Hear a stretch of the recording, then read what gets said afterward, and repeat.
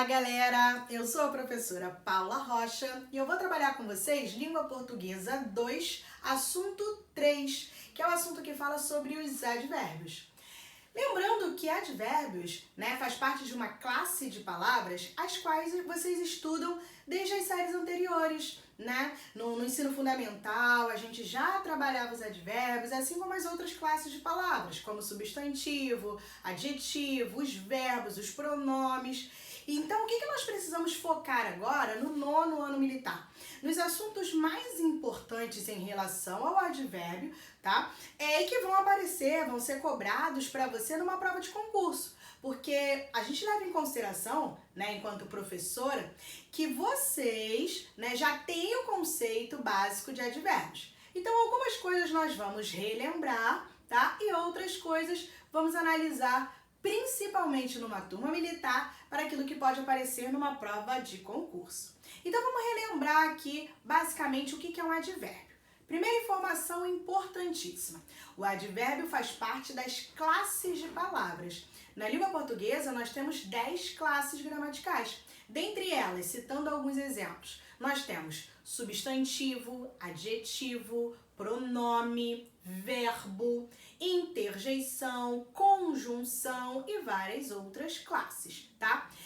Dentre essas classes morfológicas, gramaticais, nós temos o advérbio. Então, o advérbio faz parte das classes de palavras. Segunda informação importante sobre o advérbio é o seguinte: ele é uma classe de palavras invariável. O que é isso? O advérbio não vai para o feminino, o advérbio não vai para o plural. Ele não tem essas flexões, ele se mantém exatamente da mesma forma, independentemente se naquela frase está relacionada a algo feminino, masculino, singular, plural, ele não vai ter esse tipo de flexão. Então, o advérbio não flexiona em gênero, não flexiona em número. Por isso, faz parte das classes de palavras invariáveis. Beleza? Outra coisa, o advérbio ele vai se referir dentro de uma frase a 3 elementos básicos, atribuindo a eles uma determinada circunstância. Então, vamos lá, vamos devagarzinho. Quais são esses 3 elementos básicos sobre os quais o advérbio pode atribuir uma circunstância? Primeiro, o rapaz saiu cedo. Olha o que eu tenho aqui, preste bem atenção. Eu sublinhei para vocês a palavra cedo. Por que eu grefei essa palavra cedo? Porque nessa frase aqui, vocês percebam o seguinte: quando eu falo que o rapaz saiu, sair aqui é o verbo na nossa frase. Essa frase poderia até ter acabado aí, rapaz saiu. Mas quando eu acrescento esse cedo, eu estou trazendo uma informação a mais, Quando foi que esse rapaz saiu? Ontem? Semana passada? Mês passado? Não, ele saiu cedo. Eu estou dizendo, eu estou dando uma característica, uma noção de quando foi que esse rapaz saiu. Então, essa palavra cedo, ela está atribuindo uma circunstância de tempo ao verbo sair. Quando essa palavra que atribui uma circunstância a um verbo, nesse caso, é ela que eu vou chamar de advérbio. Então, o primeiro caso que pode aparecer um advérbio para vocês, dando uma circunstância a um verbo. Coloquei a letra V para vocês. Então, aqui eu dou uma circunstância de tempo ao verbo sair. Segundo exemplo, a moça é muito esperta. Novamente, vocês percebem o seguinte: a moça é esperta. Eu não precisaria ter esse muito aí não, tá? Esse muito apareceu aí, mas a frase já estava basicamente ali encaminhada. Eu quero que vocês pensem o seguinte: quando eu falo que a moça é muito esperta, percebam que esse muito está intensificando a ideia do quanto essa moça é esperta. Então, falar assim, a moça é esperta, é uma coisa. Falar que ela é muito esperta, eu estou intensificando, Eu estou dando maior destaque a essa esperteza da moça. Então, se eu estou intensificando, é essa circunstância que o advérbio está empregando, nesse caso, sobre a palavra esperta. Peraí, professora, mas a palavra esperta não é verbo. Esperta é característica da moça. Então, esperta é um adjetivo. Opa, galera! significa que o advérbio, ele também pode atribuir uma circunstância a um adjetivo. Nesse caso aqui, de intensidade. Terceiro caso, eu tenho: o pintor chegou demasiadamente tarde. Nesse caso aqui, vou até grifar agora para vocês. Ó, a palavra é demasiadamente. Essa é a palavrinha. Demasiadamente está se referindo à palavra tarde. Vamos por partes. Eu poderia falar assim, ó: o pintor chegou. Até aí eu tenho uma frase. Quando eu falo que o pintor chegou tarde, você tem que pensar o seguinte: tarde dá uma circunstância de tempo ao verbo chegou.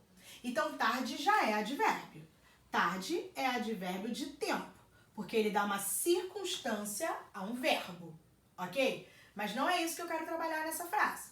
Eu quero que vocês entendam o seguinte, que além de tarde dar uma circunstância a esse verbo, eu tenho a palavra demasiadamente. Uma coisa é você falar que ele chegou tarde. Outra coisa é você falar que ele chegou demasiadamente tarde. Eu estou intensificando o fato de que ele chegou tarde. Nesse caso, demasiadamente intensifica um advérbio. Opa, professora! Então significa que um advérbio pode se relacionar a outro advérbio, pode se referir a outro advérbio? É exatamente isso. Então os advérbios, eles podem atribuir circunstâncias. Primeiro, a um verbo. Segundo, a um adjetivo. Terceiro, a outro advérbio. Então, ele pode atribuir circunstâncias a essas três classes de palavras. Observação importante. É comum, né, que o advérbio ele atribua circunstâncias a um verbo. Então, geralmente, até o nome advérbio, né, tá muito próximo à ideia de verbo, né? Só que o que você tem que pensar? O advérbio ele não se refere apenas ao verbo. Ele também se refere a um adjetivo e um advérbio. Mas por que geralmente a gente só comenta ou comenta mais sobre o verbo? Porque quando ele está relacionado a um verbo, eu tenho várias circunstâncias de modo, de lugar, de tempo, de afirmação, de negação, de intensidade, de dúvida. Todas essas circunstâncias podem aparecer quando o advérbio se refere ao verbo. Ok, professora? E quando ele se refere ao adjetivo e ao advérbio? É aí que vem o pulo do gato. Ele só vai poder ser advérbio de intensidade. Então, observação importante. Quando o advérbio se refere a um adjetivo ou a um advérbio, é só de intensidade. Só. Tá? Demasiadamente, muito, bastante, pouco. Somente advérbio de intensidade pode se referir a um adjetivo ou a um advérbio. Ok. E quando ele está se relacionando a um verbo, professora? Aí ele vai ter aquela diversidade de circunstâncias que você já conhece bem e que tem no seu livro também. Você tem lá uma tabelinha no livro que você pode analisar vários exemplos de cada uma dessas circunstâncias que eu estou te falando. Segunda informação que ao longo da explicação eu comentei, não sei se você prestou atenção. Em algum momento eu falei que, por exemplo, essa frase aqui já estava completa mesmo sem o advérbio, ela já fazia sentido. Uma outra informação importante sobre o advérbio é que ele não faz parte das palavras essenciais dentro de uma frase, né? Ele é um termo acessório. Quando lá na frente, só para adiantar o assunto, lá na frente, quando nós formos estudar as funções sintáticas, né? E aí você vai aprender que o advérbio tem função sintática de adjunto adverbial. E você vai perceber que ele não é obrigatório dentro de uma frase ou dentro de uma oração. Então, ele é um termo acessório. Mas eu já estou adiantando um pouquinho. Isso a gente vai ver mais lá na frente, tá? Então, outra informação aí, a título de curiosidade sobre o advérbio ou o adjunto adverbial, é que ele é um termo acessório. Ele não é obrigatório para compor uma oração. Ok? Então, a gente já tem aqui a explicação básica sobre quem é o advérbio e como identificá-lo numa frase. Segunda coisa importante, dentro dos advérbios nós vamos ter as locuções adverbiais. O nome já diz um pouquinho, né? Locução.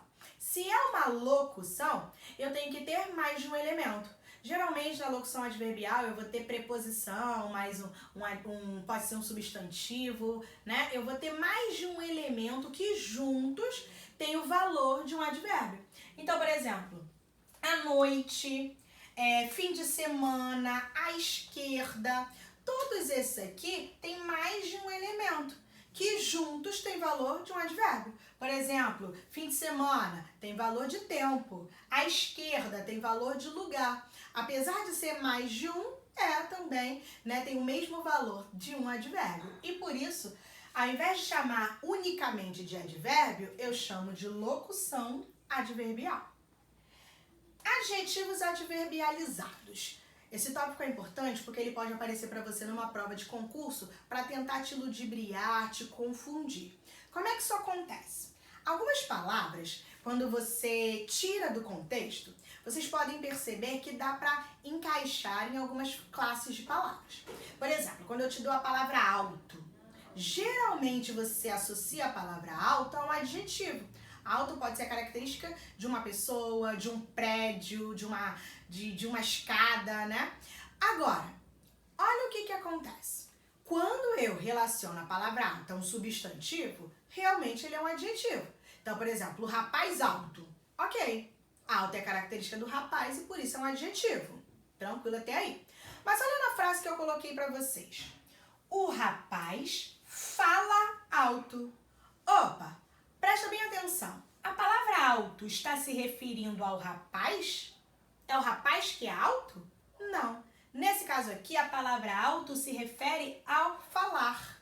Ou seja, ao falar do rapaz. Se refere ao verbo falar.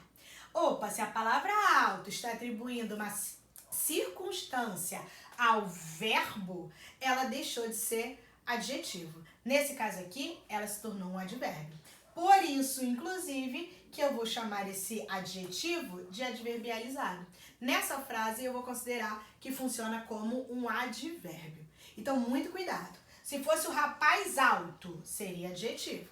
Fala alto é advérbio. Então, se está relacionado ao verbo, é advérbio. Se está relacionado ao substantivo, aí vai ser um adjetivo. Muita atenção, muito cuidado com isso. Do lado aqui agora, eu tenho a flexão desse advérbio. Então, atenção, apesar do advérbio ele não se flexionar em gênero e número, né? E por isso ele está ali na classe de palavras invariáveis, ele tem uma pequena flexão sim. Ele tem uma flexão em grau, que é diferente. Como é que vai ser essa flexão no grau do adjetivo? Eu tenho aqui, ó. Esse grau ele pode ser 1 comparativo, ele pode ser 2 superlativo. Vocês vão perceber que tem características em comum com aquilo que você já estudou anteriormente, em substantivo, em adjetivo principalmente. Esses nomes, né, já não são tão diferentes para você. Então, o que eu consigo ver aqui? Como é que é esse grau comparativo? Eu vou usar numa frase um advérbio e em relação a esse advérbio eu posso comparar. Eu posso fazer uma comparação de igualdade, eu posso fazer uma comparação em relação à superioridade, eu posso fazer uma comparação utilizando a inferioridade. Por exemplo, se eu digo que a menina fala calmamente. Calmamente, advérbio de modo, se refere ao falar da menina. Mas eu posso comparar essa menina com a mãe dela, por exemplo. Então, a menina, eu posso dizer que ela fala tão calmamente quanto a mãe. Se ela fala tão calmamente quanto a mãe, eu estou comparando, então é grau comparativo, mas elas estão, né, num patamar de igualdade. Então, tão quanto é grau comparativo de igualdade. Se eu falo assim, ó, mas essa menina, galera, ela fala mais calmamente que a mãe. Ou ainda, eu posso dizer que ela fala mais calmamente do que a mãe. Tanto faz, tá? Que a mãe, do que a mãe. Se eu digo que ela fala mais calmamente que a mãe, ela está no patamar de superioridade. Se eu digo que ela fala menos calmamente que a mãe, ela está no patamar de inferioridade. Então, tem esses 3 graus aqui. Eu posso usar o tão quanto, eu posso usar o mais que ou mais do que, e eu ainda posso usar o menos que ou menos do que. Então, eu tenho essas 3 maneiras de comparar em relação ao advérbio. Lembrando que no exemplo que eu usei da menina e da mãe, o advérbio em questão é o advérbio calmamente, advérbio de modo, ok? Além disso, eu tenho também o superlativo, que é uma outra maneira de se estabelecer a flexão em grau. Como é que eu vou ter essa flexão no grau superlativo? No superlativo, galera, você tem que lembrar o seguinte: agora eu não estou estabelecendo mais uma comparação entre elementos. Eu estou me referindo a um único elemento, tá? Então eu posso falar que, por exemplo, eu moro muito perto da escola. Vamos supor que seja isso. Muito perto.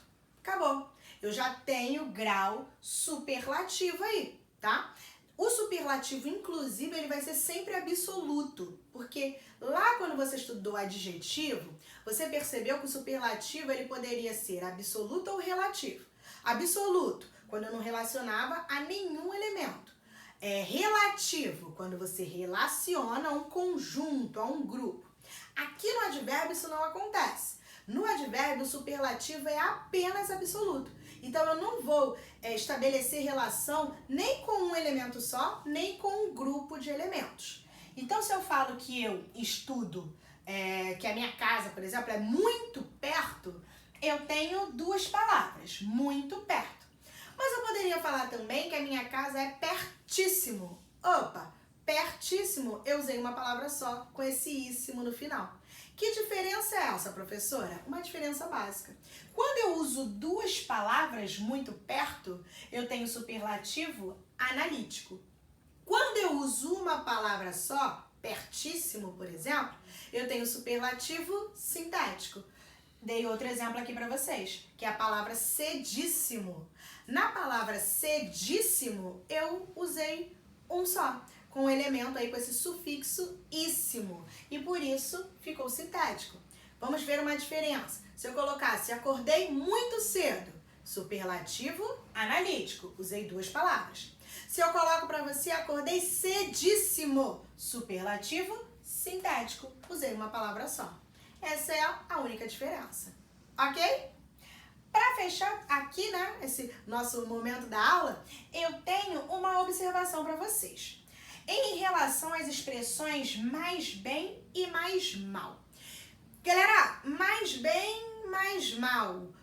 Até soa estranho, né, pra gente, porque não é tão comum utilizarmos. Normalmente nós substituirmos por melhor, pior, né? Normalmente aí tem essa substituição.